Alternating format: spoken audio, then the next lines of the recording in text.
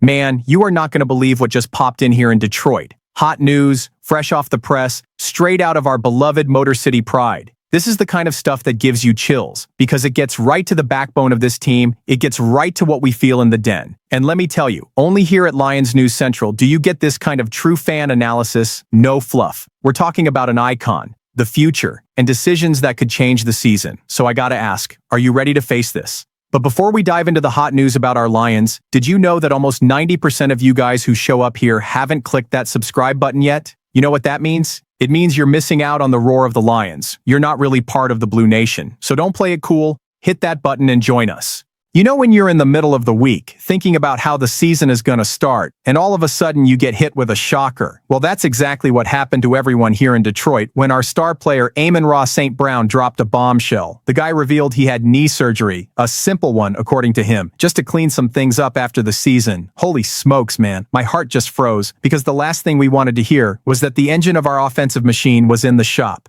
But hold on. Let me explain. St. Brown guaranteed he'll be ready for training camp in July. He even said he's already in rehab, working hard, taking care of his body. And if there's one thing this kid has shown since he arrived in 2021, it's discipline, dedication, and ice in his veins. Drafted in the 4th round, nobody had much faith, and now the guy's a first-team All-Pro. Come on, man, that's Lions football, baby. What really gets to me is how much he's become the soul of our Honolulu Blue. Just think about it. 4 straight seasons with over 900 yards. Last year, he hit 1,263 yards, 115 receptions, and oh boy, 12 touchdowns. It was incredible. The guy doesn't just lead in numbers, he leads in spirit. Anyone at Ford Field saw it. Every single catch of his lit up the stands like a playoff touchdown. Now, when you look at the context, things get even more serious, because we lost some key players in the offseason. Allen Robinson, Kevin Zeitler, and especially Frank Ragnow, who decided to hang up his cleats. So just imagine a revamped offensive line without some veterans, and without our WR1 fully on the field right away. Gives you a shiver, right? Honestly, it brought back memories of those seasons where we always seemed to be one step behind. But today is different. Today we have Motor City pride running through our veins. We have Dan Campbell, who doesn't let anyone slack off. And let me tell you something that really hit me. St. Brown himself said, plain and simple, our goal is to win the Super Bowl. That's it. Plain and simple, just like he said.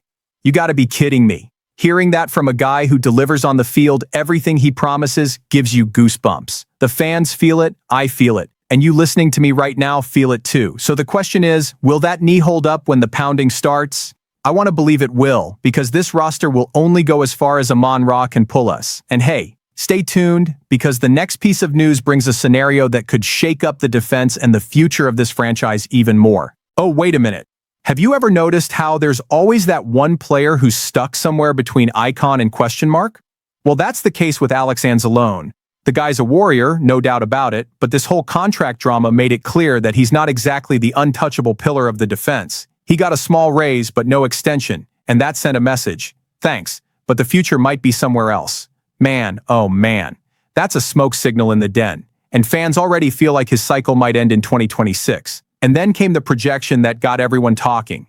Sayer Bettinger from NFL Spin Zone dropped a mock draft that has Texas linebacker Anthony Hill Jr. as the Lions' first-round pick in the 2026 NFL Draft. Holy smokes. This kid is one of those players we call a hunter. The guy had 113 tackles and 8 sacks in 2024 alone. That's not just pretty numbers on paper. That's presence. It's impact. It's the kind of player that changes the tone of a defense. To be honest with you, I'm already picturing him in the Honolulu Blue, because the profile fits so well with the culture Dan Campbell preaches. Aggression, physicality, intensity on every snap. And you know what came to my mind? The memory of when we drafted Jack Campbell. No one gave him much credit, and the kid showed he had grit. Now imagine putting Hill and Jack together, side by side, with Derek Barnes fighting for a spot. The den would roar loud for sure. The thing is, Hill isn't just a one-trick pony linebacker. He plays inside, but he also moves to the edge, pressuring as an edge rusher. Texas used the kid in multiple roles, and honestly, that's the kind of versatility that can elevate this defense to the next level. Of course, hold on, let's not compare him to Micah Parsons. But there are similarities, and if we're talking about getting to the next level, it's guys like this that we need, and what makes it even more interesting is the timing. Our defense has been showing improvement, but it still lacks that one name that commands automatic respect from the opposing offense. A linebacker like this, with physical presence and a nose for the ball, would be like putting premium gas in the engine. That's Lions football, baby.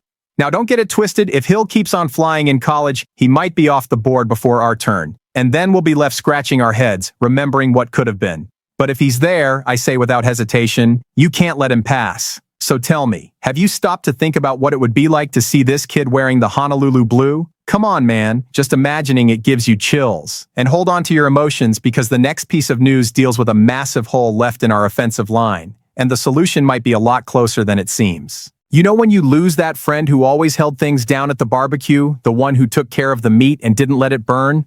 Well, that's what we felt when Frank Ragnow decided to retire. Holy smokes, man. The offensive line lost its anchor, and it's no exaggeration to say that without him, Jared Goff is much more exposed. So of course, fans are already asking, who's going to step up? And the name that's come up is Nick Harris. Now let me tell you, this guy is only 26, but he's already been through some tough moments in Washington. And the key detail is his versatility. Harris isn't just a center, he can also play guard. That's Lions football, baby. This is what we need. Someone who adapts, who understands different roles, and can maintain consistency.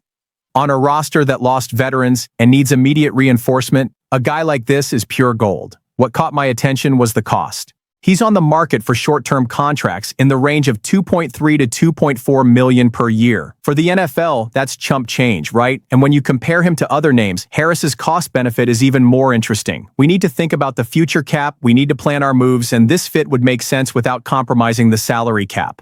Motor City Pride is also about knowing how to spend wisely. One more thing, John Morton, our new offensive coordinator, is going to want to implement a physical, methodical style to push the ground game forward. For that, you don't just need talent, you need tactical discipline. And from what I hear behind the scenes, Harris has exactly that competitive mental profile, a guy who learns fast and doesn't try to be fancy. That fits in so well with the culture that Dan Campbell built, because there's no room for lazy stars here. Just imagine it.